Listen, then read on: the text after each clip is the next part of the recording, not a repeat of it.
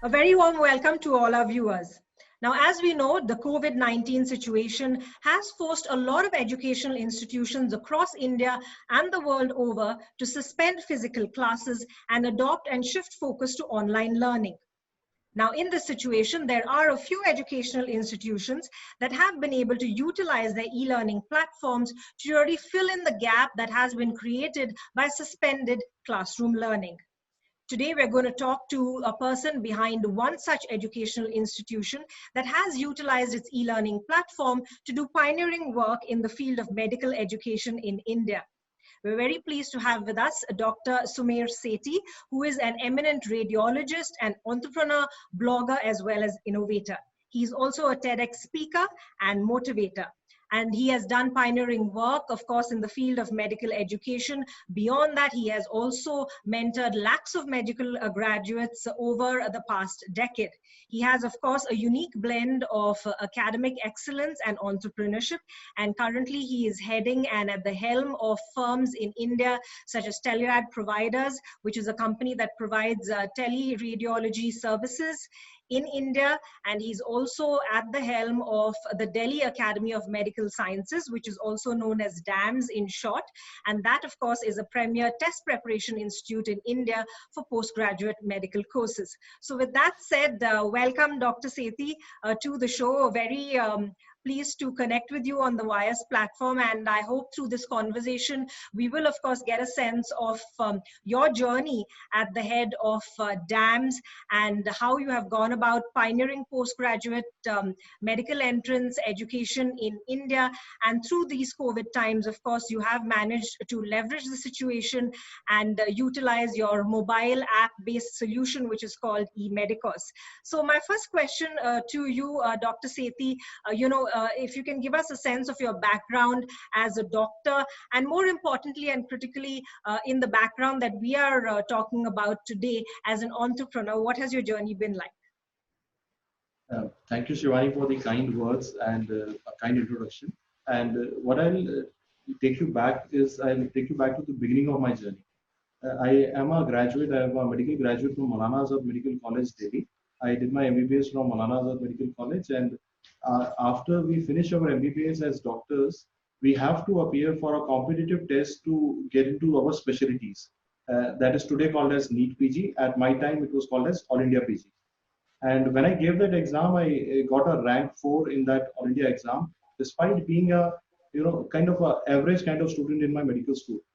And I realized that most of the doctors who are studying, they are studying for a theory-based exam, and when it comes to a multiple choice question and a competitive exams, they lack the skills. And at that time, a lot of juniors started to come to me and ask me that, Sumer, how should I prepare? How should I go about it? And gradually that evolved into an education system called as DAMS. And when I entered into it, gradually I realized that the level of medical education in India is very uneven. Like, for example, I being a graduate from Delhi, I had different benchmarks as compared to, somebody who's studying in a peripheral medical college. And when we opened our first center in Delhi, we thought, that is like around 20 years back. I was young at that time. I'm still young, I believe. But at that time, I was so, surprised that people from surrounding cities, they started to come to attend our classes. And that is where, after maybe 4 or 5 years of our operations, we realized that we need to open more branches in different cities.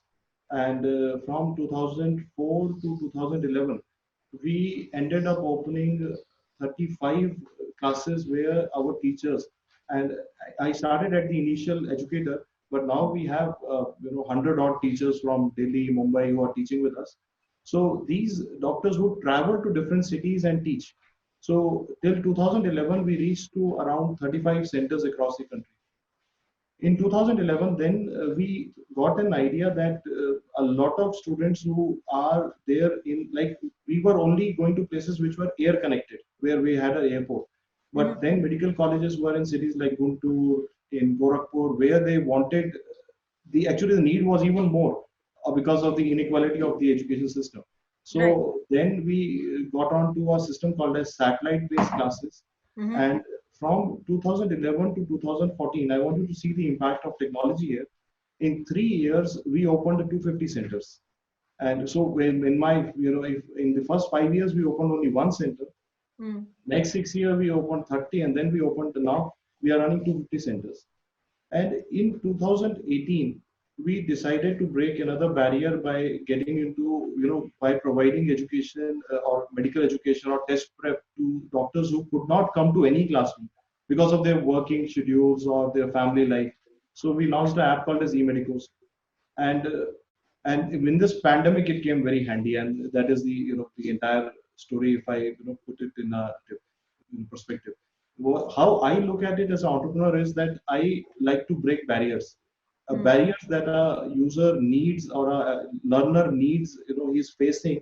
If somehow if I can break them through technology, and if we can somehow make the technology invisible, and it we can just create a relationship between the teacher and the learner. That is what we try our best to do. Right. Great. So you've given us a sense of what DAMS is about. You said that it's, in a sense, an education system, and you've clearly made it very accessible and efficient for all medical students, even, people who want to have access to medical education, who are sort of based outside Delhi. You have 250 centers. But going in depth, if you can tell us a bit about the mission and vision of DAMS as it stands today. So, we initially we started with a vision of like, when we started, and 20 years back, in any exam, you could see, students from big cities and big institutes getting better ranks. Mm-hmm. Like, for example, if you were a medical graduate, if you are a doctor who's passing out from a peripheral medical college, Right. 20 years back, you had a clear disadvantage because somebody is studying in a big city with high quality exposure to education systems. They could not get into top ranks, and so they missed out their chance to get into specialization in those in sought after departments.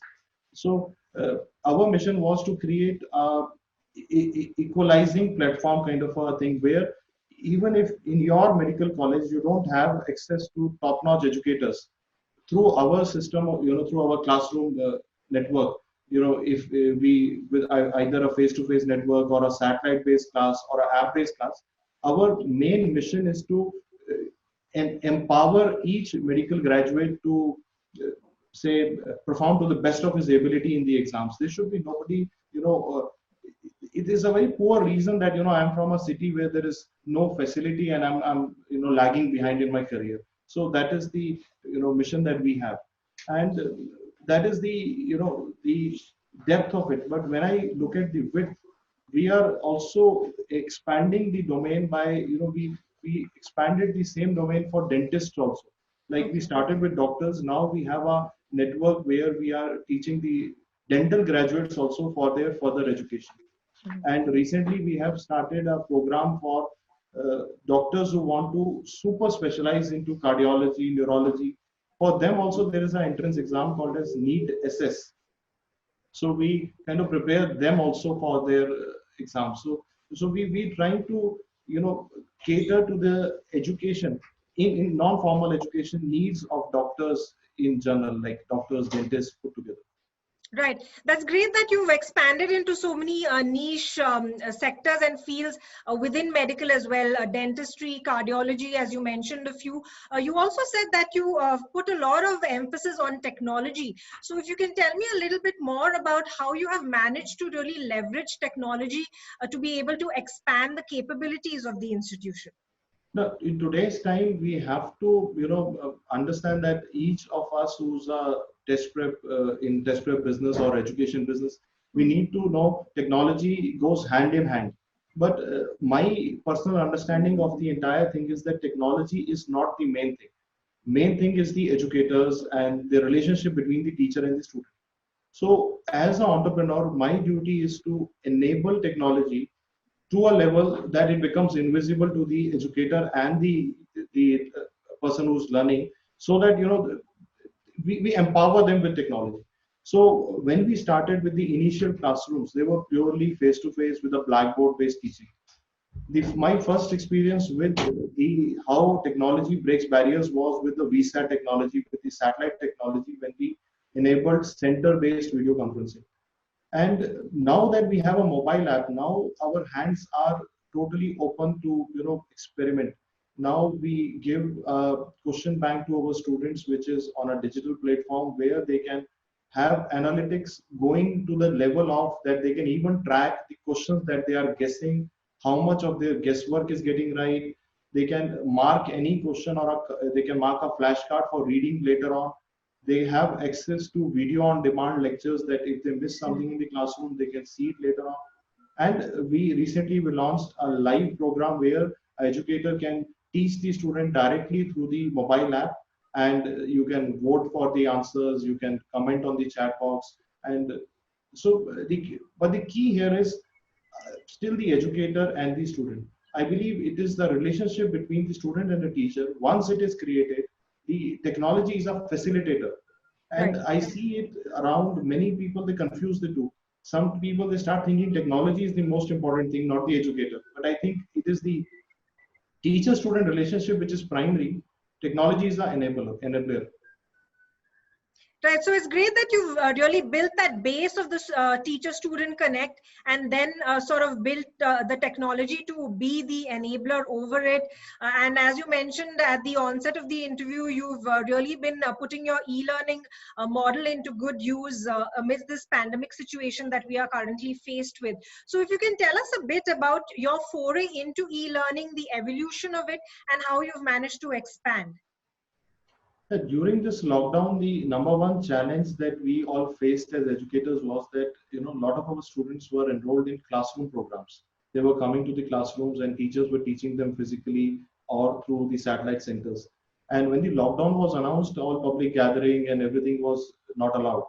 So what we did was within a week's time, we shifted over our classrooms to our mobile platform.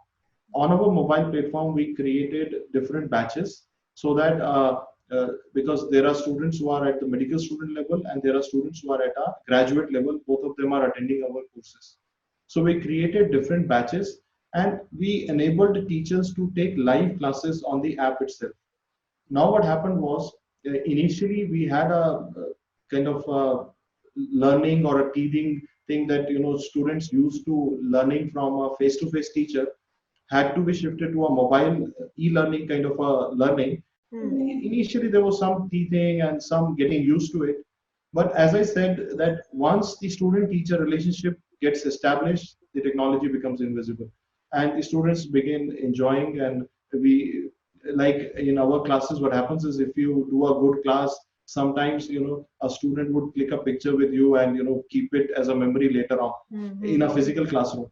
And I was so surprised. Some students, they took an image of the teacher teaching in the phone and they took a picture with the phone and they sent it back to us.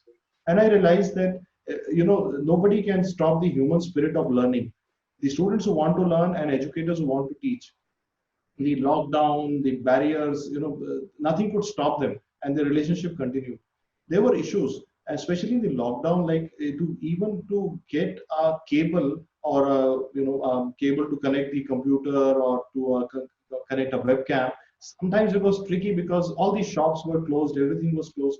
But I think all teachers, they rose to occasion. Some teachers actually even took a mask and a face shield and got the device that was required because they were all excited to teach. And I think that defines the new age of teaching and learning today. Right, truly, that's inspiring to see that, come what may, people do have that hunger to continue to learn and grow. And as you mentioned, eMedicos, your mobile app-based solution, if you can throw more light on that in terms of how many active users you have, what has been the expanse of the usage on a daily basis or a weekly basis, how exactly do you go about running these sessions? Now, eMedicos is an app that we launched in 2018. And at that time, we had multiple ideas and visions that we wanted to, create on that app. Now, this app has an interface which looks like a social media platform where we have students and doctors interacting freely on the app, just like you would do on a Facebook. Then we have a section which is a free video section where we have teaching videos for doctors, which any doctor in the world can access. And these were the initial two features that we had envisioned. And with these features, now we are at a user base of 3 lakh plus on both Android and iOS put together. And then we have a section called as courses. In this, we have the courses for live lectures, courses for video on demand section, the test courses, the question bank courses. And then in this section, we also have a CME section that we have recently launched, where we also help the doctors who have graduated 5-6 years back just to get a updation on their existing knowledge. They can actually go into the app and learn. So the vision that we started off was we wanted to create a platform where the doctors can informally engage with each other as far as their education needs are required. They can access to some video-based lectures which are free, and they can purchase or subscribe to any kind of courses depending on their need at that moment.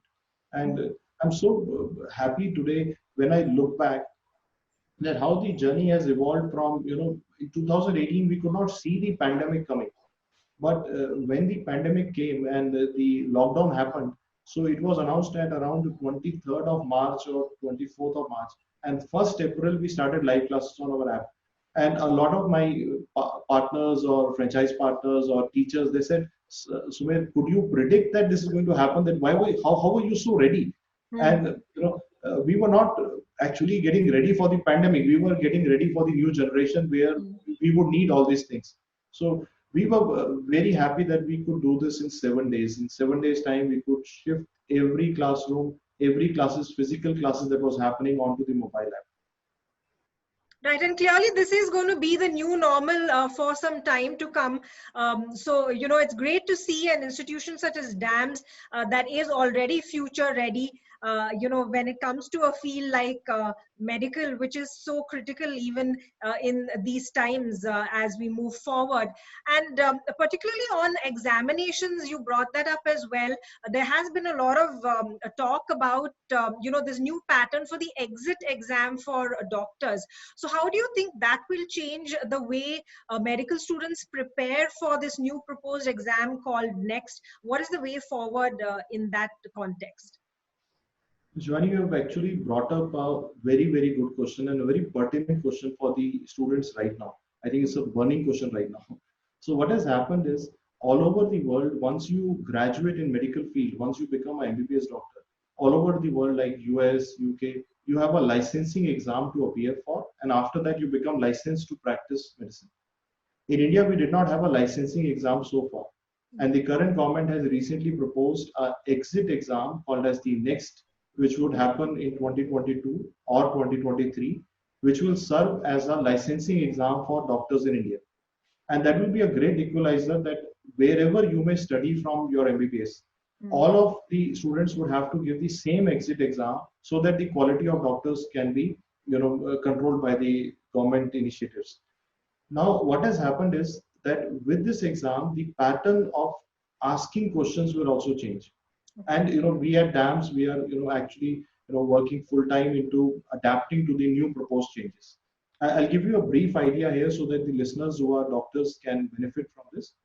This exam would not only serve as a licensing exam, the score that you get in this exam would also serve as the benchmark for your PG seat or for your specialty that you will get. So the students who are going to appear the exam in future, they need to know that they will shift the questions from rote learning based questions, which sometimes they get asked in the current pattern where you have some questions like most common, least common. In future, the questions will be mostly analytical and comprehension based. There will be a lot of clinical vignette based questions in the paper, and the paper would have a lot of clinical questions predominance. Like Shivani, I'll give you an idea that today in medical education, there are pre-paraclinical subjects and clinical subjects. So in current format of paper, we get almost equal representation of both the kind of paper. Okay. While in the proposed paper, clinical subjects will have the predominance, and all the questions will be more comprehension and analytical based. We have already kind of updated our question banks to include a lot of clinical problems. We have, our teachers have now evolved. We had a lot of discussions in the last 6 months together to evolve into a more understanding based paper where the students, they don't need to remember facts. They need to apply as doctors on clinical situations. How will they react when a patient like that comes? Right. So you're saying that it will be more focused on use cases and live situations rather than a focus on theory. Yes. And this paper will have two parts. Next part one will be a multiple choice question where you will have to comprehend and solve those clinical problems. And part two will happen after your internship where you will have a practical exam also. And in the current scenario, there is no practical exam for the licensing. So that's a big change now in medical sector. Right, great to see that even examinations are evolving and transforming as we see everything else in the field of education focusing more on use cases and active situations that we are seeing in the world rather than focused on theory. And as an entrepreneur as well, Sumer, if you can tell us what is your overall opinion on how education itself will evolve in the post-COVID era? So, Shivani, here I would say that most people are getting, very excited and overexcited probably about the e-learning right now. What I feel is that although e-learning is, has, run very, we have been able to run very fast with e-learning in this scenario. But I feel that future will have a blend of the traditional teaching as well as the e-learning initiatives. I actually visualize at my own organization, DAMS, I visualize a hybrid evolving. So in future, what I see is that there will be no student who is like a purely face-to-face student. Like we would have some video on demand for our face-to-face students also. There will be some app-based lectures in between for him. There will be some, satellite-based sessions happening in the center. So what I believe is if we can intelligently use technology, and so we are not going to pitch one against another. There is no point in saying there's no competition happening here that this is the best, this is the best. The idea is to blend all the available resources and whatever we have learned. I'm sure, Shivani, the same interview that you are conducting right now through our digital media right now, and we are talking today right now, had it been 3 months earlier, you would, probably we would be doing this in a studio or we would be doing in a different kind of a setting. But today, in today's era, we are doing it in a more digital manner. But that doesn't mean when the normal comes back, normal as we knew 3 months back, this is not the current normal, normal that we knew 3 months back, where we were going to the shopping malls, cinemas, everything was happening. So when we go back to the same normal, now what will happen is your organization, my organization, we have all learned this digital era as well. So we will be able to include this as well in our tools and ammunitions to serve the purpose that we want to serve. Like, I believe that, at your story, your purpose is to, bring stories of people out, and you are using technology. And for my purposes, my mission is to, teach students. And I believe that this 3 months has taught me much more than, a crisis teaches you much more than a routine situation. So, I've learned how to set up a webcam, how to, do it at home. There is nobody to help you, but you can still do it. I kind of learned a lot of things. And I believe that all entrepreneurs today are learning. They are learning how to work if you do not have the resources that you used to have. Suddenly you are in a lockdown, there's no cable, there's no wire available, then how do you manage? And so all this learning will come very handy later on, and a hybrid will evolve. And for my own organization, I see we would be having a lot more engagement with students through technology as well. So we would have those students attending a face-to-face class, they go home and there will be a doubt solving happening on the app, and so on and so forth. I'm very excited about the future. I'm really, really excited about how this would unfold. But I know that we are not out of this crisis right now. I think as a country, we're not out of this crisis right now. But there has been learning that has happened here. we all will value this learning when we go back, when we look back later on. When we look back later on, these are the things that we were afraid of. As an educator, sometimes I'm more of a classroom teacher. I love teaching when the students are immediately answering and I see the smile on their faces. But to be able to evolve, and the kind of evolution this would have happened otherwise in 2 years.